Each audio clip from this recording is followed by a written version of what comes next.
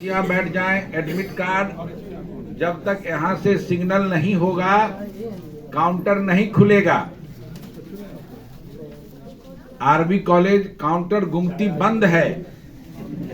जब तक यहाँ से सिग्नल नहीं तब तक एडमिट कार्ड नहीं। और जो बच्चे गेट से जबरदस्ती जाते हैं उनका आई कार्ड जरा ले लीजिए और शाम में 4:30 बजे वो अपना टीसी ले लें यहाँ से, उसमें भी कोई दिक्कत नहीं।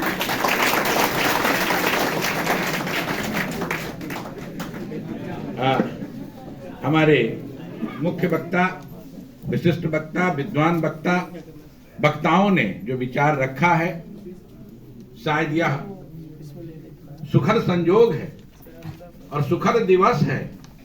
पराक्रम दिवस पर पराक्रमी संबोधन हमारे बीच आया।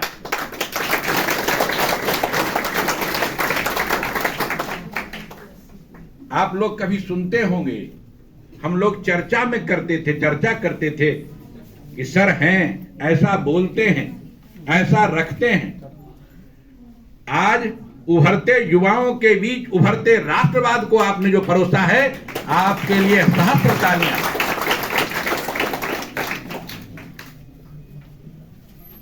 मान्यवर छात्र छात्राओं, अध्यक्षीय संबोधन का है।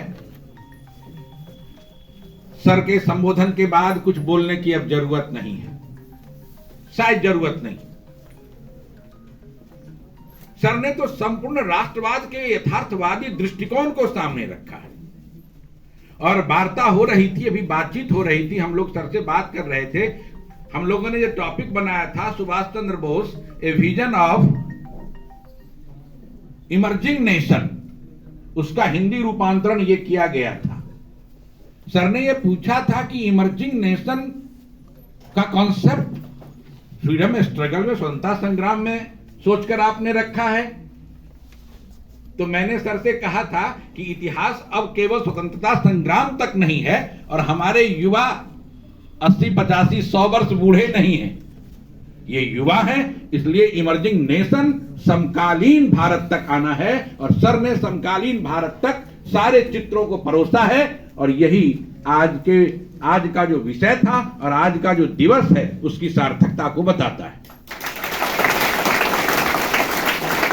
सुभाष चंद्र बोस जी के बारे में बहुत सारी बातें कही गई, हम उसमें 2-3 बात जोड़कर बात खत्म करेंगे, क्योंकि अब उसमें कुछ बचा नहीं है। सर ने सब कुछ कह दिया। इतनी सी बात कि यह राष्ट्रवाद का जो यथार्थवाद स्वरूप था, सुभाष चंद्र बोस ने उसको रखने का प्रयास किया था। गांधी का राष्ट्रवाद, गांधी की पॉलिटिकल थ्योरी, सुभाष का राष्ट्रवाद, सुभाष की पॉलिटिकल थ्योरी, गांधी का धर्म, सुभाष का धर्म,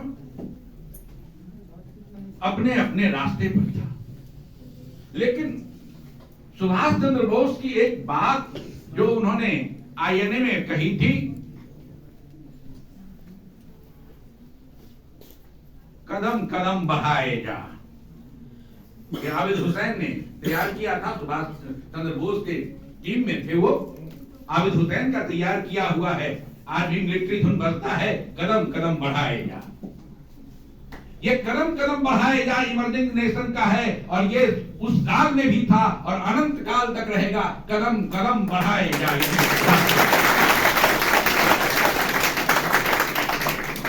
और सुभाष ने कहा कदम में कदम मिलाए। हाँ, ये भी था, अब शॉर्ट करके कर दिया। हाँ।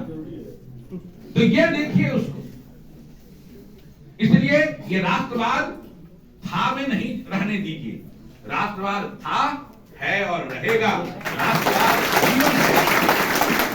और इसी को अरविंद घोष ने कहा था कि politics is the breath of life.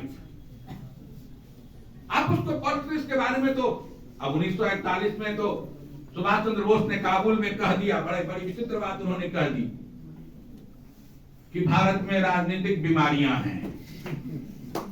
तो हमें उस राजनीतिक बीमारियों में नहीं फंसना है भाई। हम लोग कोरोना टीका ले चुके हैं। अब हम लोग, भारत के लोग बड़े साक्षर हो चुके हैं, समृद्ध हो चुके हैं, प्रबुद्ध हो चुके हैं और हर प्रकार की चेतना उसमें है। वो राजनीतिक चेतना हो, धार्मिक चेतना हो, सांस्कृतिक चेतना हो, सामाजिक चेतना हो या आर्थिक चेतना हो, हम हर स्तर पर खड़े हो चुके हैं और अपनी राष्ट्रीयता को पहचान चुके हैं। आगे करके संबोधन करते करते मैंने कुछ खोजने का काम किया।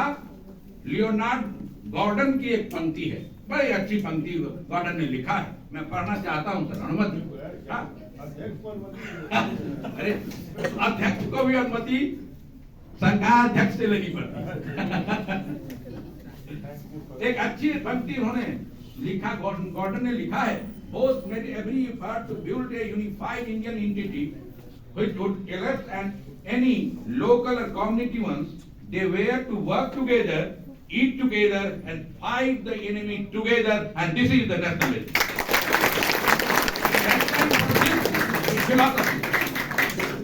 और जब तक इस फिलॉसफी के साथ हम खड़े होंगे, हम साथ खाएंगे, हम साथ बैठेंगे, हम साथ उठेंगे और शत्रुओं के खिलाफ साथ लड़ेंगे, यही हमारा रास्ता है। आगे सुभाष रहना बहुत है, वही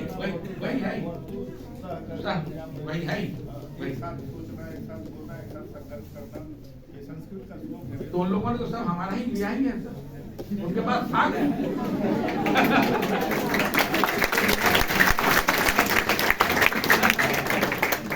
आगे तो उन्होंने राजनीतिक राष्ट्रवाद यथार्थ राष्ट्रवाद की वकालत की और एक चीज उन्होंने कहा और सर ने भी उसको इशारा किया है, मैं भी संक्षेप में केवल उसकी इतनी बात कहता।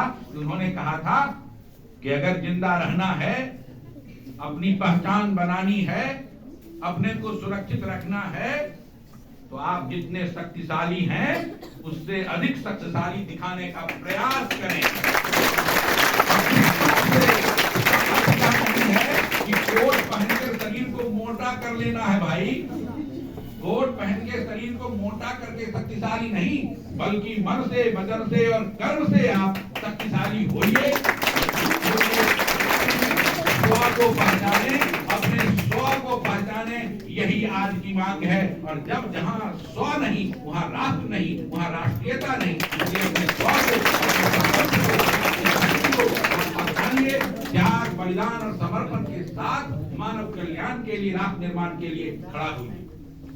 और अंतिम बात कहते हुए थोड़ी सी बात, 10-11 बातों की ओर सुभाष चंद्र बोस का जो हम लोगों ने पढ़ा, सर ने बहुत कुछ कह दिया, लेकिन उसी में जोड़ते हुए कि राष्ट्रवाद और राष्ट्र बचेगा कैसे, इसके लिए उनकी फिलॉसफी में 11 पॉइंट्स आए थे जो आज मैंने विचार करने का प्रयास किया।